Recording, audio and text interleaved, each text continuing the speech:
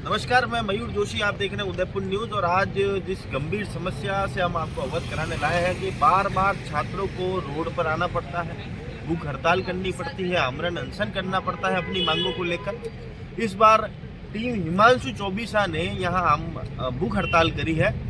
इनकी मांग है, जायज़ मांग है कि यहाँ सिटी बस का संचालन होना चाहिए, क्योंकि यूनिवर्सिटी के अंदर अगर 20,000 की तादाद में बच्चे पढ़ते हैं तो उसमें से लगभग 12 से 13,000 बच्चे बाहर गाँवों से आते हैं। गांव से आने के बाद उन्हें अगर 100 रुपये 150 रुपये खर्च करके यूनिवर्सिटी तक आना पड़ता है तो उनके लिए काफ़ी महंगा पड़ता है।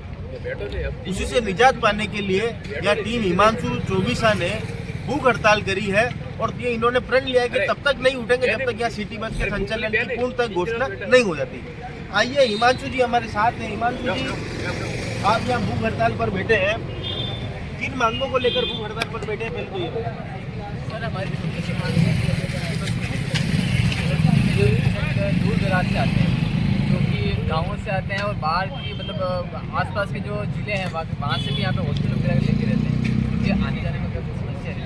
स्टूडेंट है जो खुद का साधन नहीं है, बाहर गांव से आते हैं तो पैदल आते हैं। और यहाँ पे क्या सिटी बस का जो स्टैंड है वो यूनिवर्सिटी से कम 2 या 3-4 किलोमीटर दूर है, तो वहाँ से स्टूडेंट रोज पैदल आता है। आप समझ सकते हैं कि स्टूडेंट का समय कितना कीमती है। वो अगर सुबह भी आता है 3 से 4 किलोमीटर तो आधा घंटा उसका वेस्ट करके आता है, वो आधा घंटा वो पढ़ाई में लगा के अपना कहीं यूज़ कर सकते हैं। और उसके अलावा ऐसे स्टूडेंट के जिनकी आर्थिक स्थिति इतनी कमज़ोर है कि उनके घर की डेली की कमाई ही 300 रुपये, उसमें 100 रुपये तो खाली किराए में लगा देते हैं। एक बात आपसे जाननी थी कि आप छात्र राजनेता भी हैं और छात्र राजनीति को समझते भी हैं। कई बार विगत अगर 15 दिन के अंदर ही देख लिया जाए तो यूनिवर्सिटी के अंदर एक आमरण अनशन लॉ कॉलेज के अध्यक्ष कर चुके हैं। इससे पहले भी कोई मांग को लेकर भी छात्र प्रशासनिक भवन के बाहर भी भूख हड़ताल पर बैठे थे। क्या प्रशासन इतना सुस्त और मौन है कि वो छात्रों की बात को सुनना ही नहीं चाह रहा? बिल्कुल सर, मुझे ऐसे ही लगता है, क्योंकि छोटी से छोटी अगर कोई मांग होती है, स्टूडेंट प्रशासन के पास जाता है, अगर शांति से बात करने जाता है तो शायद मुझे नहीं लगता कि प्रशासन उसकी बात सुनता है। प्रशासन को ये समझना चाहिए कि बार बार क्यों स्टूडेंट भूख हड़ताल या अनशन वगैरह ऐसे कोई का कदम उठाता है, क्योंकि उनकी बात सत्य है कि सुनी नहीं जाती जब वो शांति से बात करने जाता है उनसे। स्टूडेंट को थक परेशान होके मैं भी खुद 5 से 6 बार हर जगह गया हूँ। कलेक्टर सर के पास भी गया हूँ, आयुक्त सर के पास भी गया हूँ, महापौर सर के पास भी गया हूँ। थक हार के वो परेशान होके आता ही है वो यहाँ पे, और वहाँ पे भी उसको भी यहाँ पे आके भी वही दुख झेलना पड़े। तो मुझे लगता है कि सरकार को ये बात सोचनी चाहिए, स्टूडेंट इतने तकलीफ ना उठा पाए, वो अपना समय पढ़ाई में लगा सके, वो अपना समय अपना भविष्य सुधारने में लगा सके और देश को आगे बढ़ने में लगा। हम भी छात्र हैं, हम भी चाहते हैं कि हमारा देश आगे बढ़े, हम भी चाहते हैं कि हम खुद आगे बढ़े, हमारा भविष्य सुंदर रहा हो।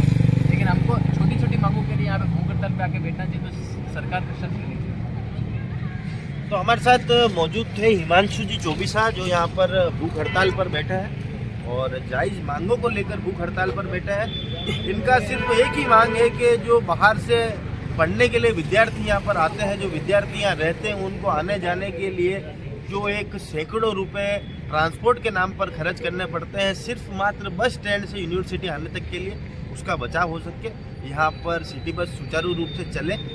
इसी क्रम में हम आपको आज मिलवाते हैं गैराज समिति अध्यक्ष मनोहर जी चौधरी से, जो यहाँ पर छात्रों को भूख हड़ताल से उठवाने के लिए, उनकी मांगों को उनको मनाने के लिए यहाँ पर आए हैं। हमारे साथ मौजूद है मनोहर जी चौधरी साहब।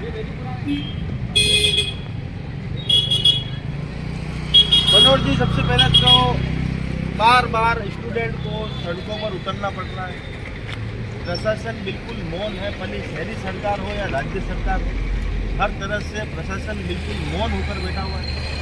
अभी विगत 3 दिन से 15 दिन के अंदर यूनिवर्सिटी में 3 बार, एक बार तो आमरण अनशन और 2 बार छात्र भूख हड़ताल पर बैठे। इसे कहाँ तक उचित मानते हैं?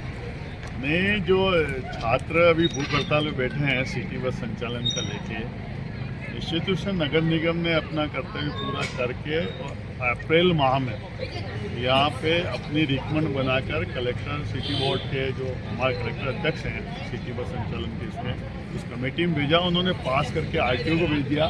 आरटीओ ने पूरा मार्ग का सर्वे कर लिया है। सर्वे करने के बाद में उसने अपनी रिकमेंड के साथ में उन्होंने 4/11/22 को उन्होंने जयपुर प्रिंसिपल सेक्रेटरी परिवहन विभाग को भेज दिया है कि आप इसको रूट को परमिट दे दें ताकि हम इन बच्चों के लिए सिटी बस चला सकें।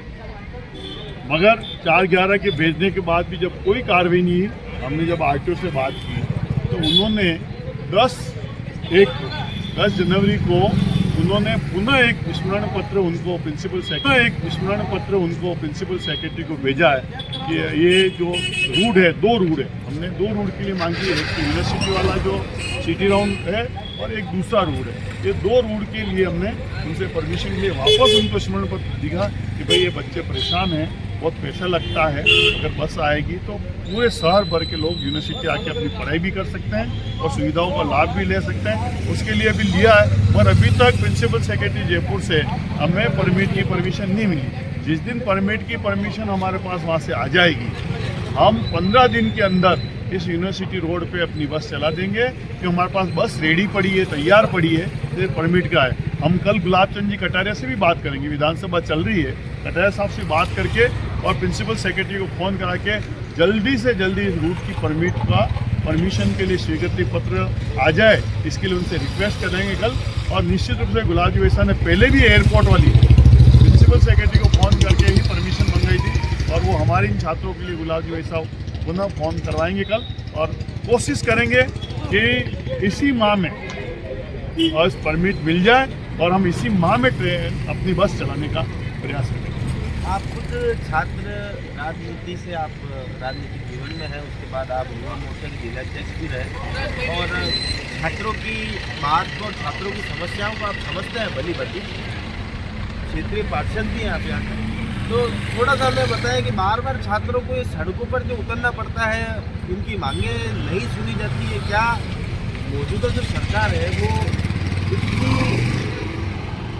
हद अपनी पराकाष्ठा की हद पार कर चुकी है कि वो छात्रों के हितों का भी ध्यान में नहीं रखती? मयूर जी, इसमें 2 पार्ट है।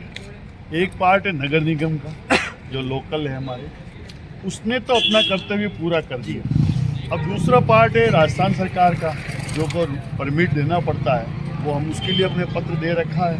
तो मैं ये सोचता हूँ छात्रों को उतरना ही दुर्भाग्यपूर्ण होता है कि हम नहीं चाहते हैं कि छात्र किसी, क्यों ये समस्या वाजिब थे। जब से हमने शहर में सिटी बसें चलाई तब भी हमारा रूट ये प्रायोरिटी पे था, ये रूट है, पर उस समय भी जो रूट चले उसमें ये रूट रह गया था, तो इसको अप्रैल में पास करा के दिया।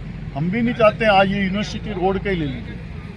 अब कभी कभी क्या परिस्थितियाँ होती है, हमने यूआईटी सेक्रेटरी, कलेक्टर, इसके पहले वाले जो कलेक्टर साहब हैं, हम उनके पास जाके इस यूनिवर्सिटी रोड का आज 1,57,00,000 का उन्होंने टेंडर भी कर दिया, सब कर दिया।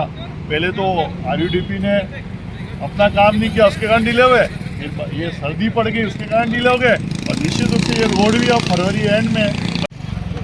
भारत माता की जय, भारत माता की जय। प्रशासन तेरी गुंडागर्दी नहीं चलेगी, नहीं चलेगी, प्रशासन तेरी तानाशाही नहीं चलेगी, नहीं चलेगी। सिटी बस चालू करो, सिटी बस चालू करो। सरकार से हो रहा है। हमारे यहाँ से मैं राज्य समिति का अध्यक्ष हूँ। मैंने मेरी भूख हड़ताल इसी के लिए है जहाँ पे ये बात है। जी। आपने आपका कार्य किया, आपके खिलाफ कोई हमारी